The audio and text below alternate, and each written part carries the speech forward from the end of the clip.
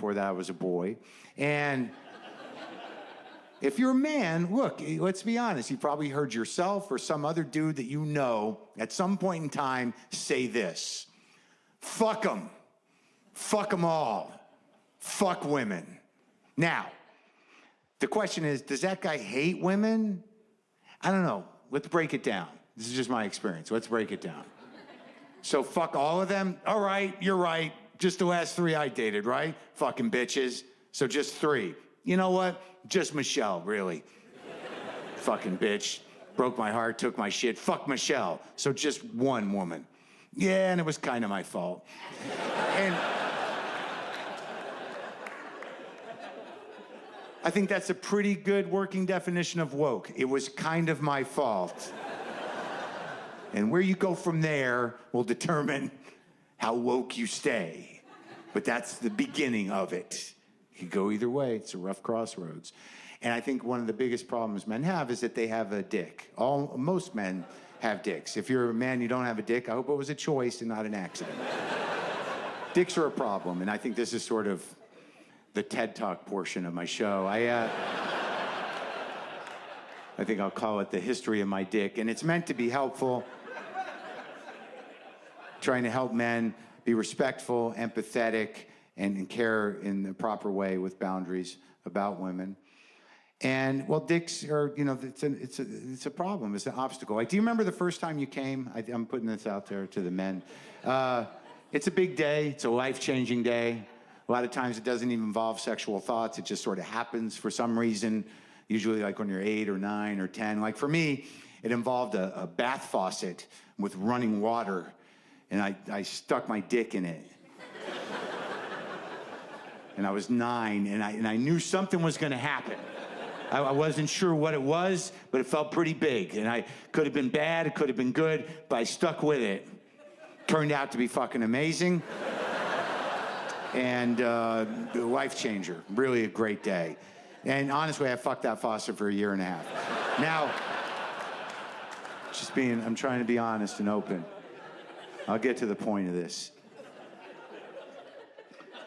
Then at some point, someone tells you what that feeling is. Maybe you got a kid who has an older brother, or somebody finds a porno magazine, or you find your parents' copy of A Joyous Sex hidden in a mattress, and you can look at fairly realistic renditions of hippies fucking. And once someone informs you that that feeling comes from putting your penis into a vagina, that just fucking changes your entire neural pathway issue. And it's sort of all you think about is putting your penis in a vagina from age 13 to like this morning. This is truth. It's all you fucking think about because it's amazing. Like, you know, I was sort of surprised when I learned about it, you know, because there was part of me that was like, when I was told about the vagina, I was like, really, it's not water? You know, like, so like, and it honestly seemed much more complicated, which I believe it to this day is true. But once you know, man, it's all, you just want to be in the vagina. And that's the problem, you know, especially for my generation of men, I think, because I really think that a lot of someone called, and then you push a button, and like 8 out of 10 times it would be na na na na na na na na na na na na na na. Some of you don't even know what that sound is. Does that sound even exist in nature anymore? That was the sound on your machine if someone had hung up. Right? And if it went on long enough, you'd hear a voice go, if you'd like to make a call, please hang up and try. What happened to that guy? I don't know. Can't be a good story. And then if you got some of those, you'd spend like 10 minutes just wondering, like, who called me and hung up? That was the kind of mental time we had back then. Like, what were we doing with all that mental space, using our imagination, just letting our memories do what they do in their own time and pace? Like, back then, if you couldn't remember something, that was sort of the end of it.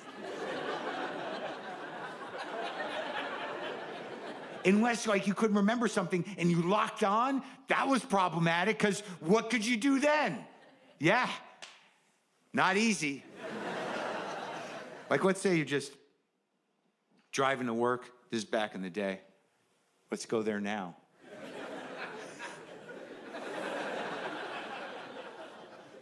You're just driving to work, maybe listening to a cassette in your in-dash player through some Jensen coaxials or triaxial speakers. If you had a lot to prove, you had a power amp bolted onto the floor.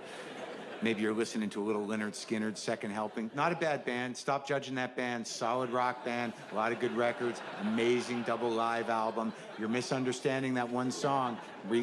Listen to it again. Listen to it again.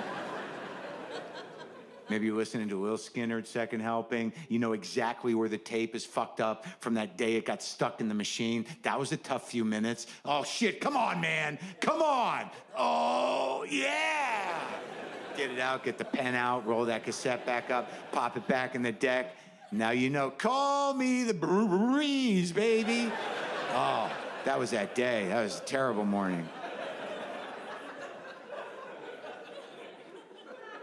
So you're just driving to work, enjoying the music, no cell phone to distract you, no internet. Maybe you're just eating some trail mix on your way to work. I actually am old enough to remember when it became okay to eat trail mix in a non-camping situation. Like, there was definitely a period in my childhood where you only saw trail mix in the camping section at the sporting goods store. And then I remember vaguely seeing a guy just eating trail mix in Life.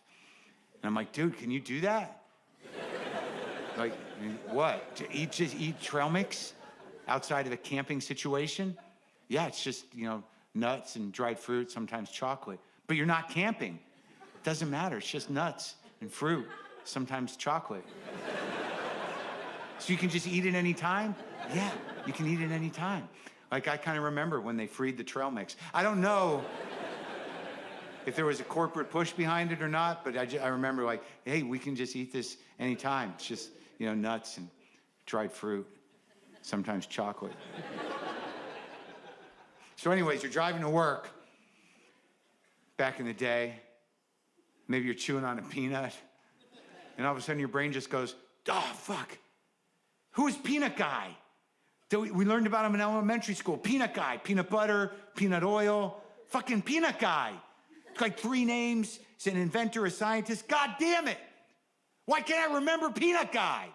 And that was sort of your day.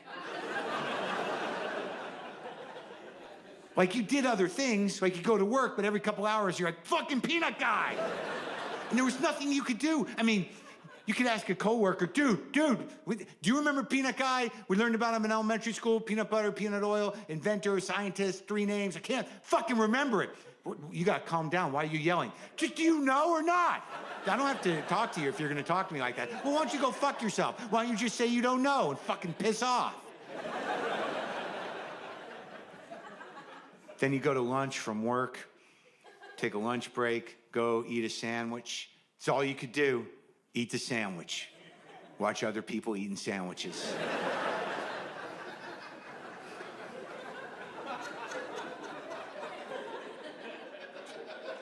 Just reflect on the sad tedium of self-awareness.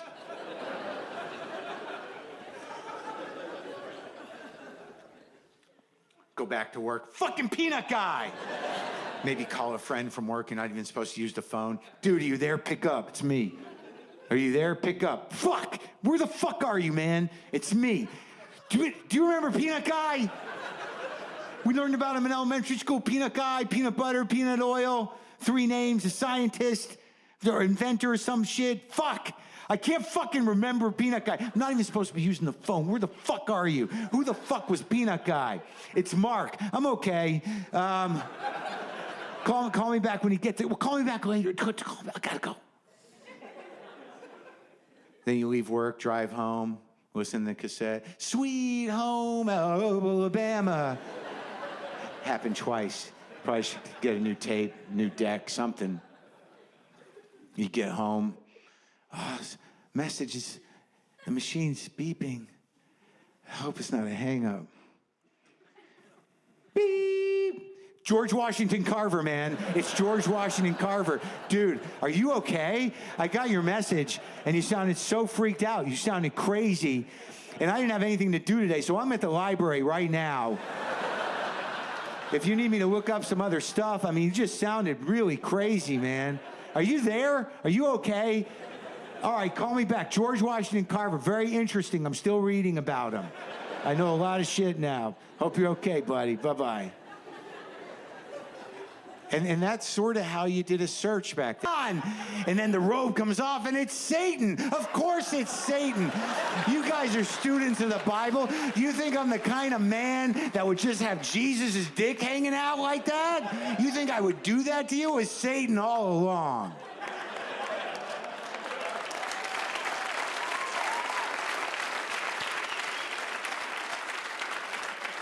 So then Iron Man realizes what's going on, and Satan's, just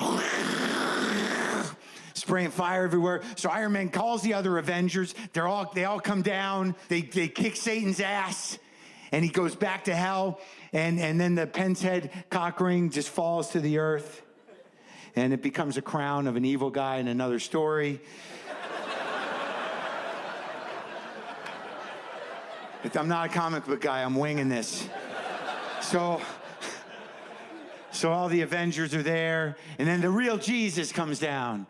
And he just comes down like Jesus is supposed to come down. And all the Avengers are like, yeah, it's the real Jesus. And Jesus says, thanks for helping out.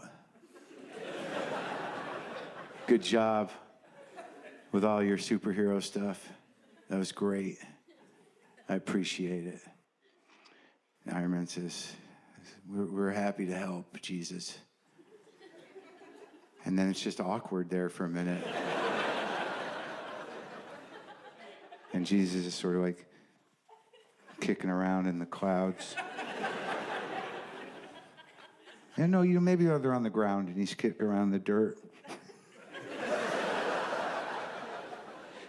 And the Avengers stand there and Iron Man's looking at him. It's like, do you want to be an Avenger? Is that what's happening right now? And Jesus says, yeah, I do. I think it would be good for me right now, for my brand.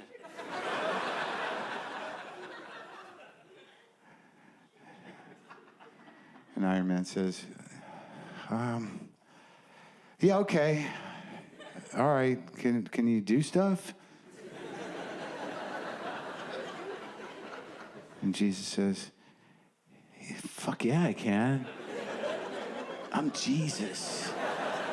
And then the credits roll. So, and then the meek leave the theaters, not completely happy, most of them. Just sort of like, that was bullshit, man. Endgame was so much better. I can't believe that Iron Man came back. I mean, not yet. And Jesus is in it now? Dude, I thought that was pretty cool. It's not cool, man. Jesus is not a good superhero. It just isn't. Do you guys all think that? Well, you're all fucked up because love is not a good superpower. It's not. It's bullshit. I mean, you can't use love as a weapon. And then like the oldest nerd says, yeah, you can. But then he stops and says, but it's kind of my fault. Thanks a lot, you guys. What a great crowd. I appreciate it. Thank you for coming out. Good night.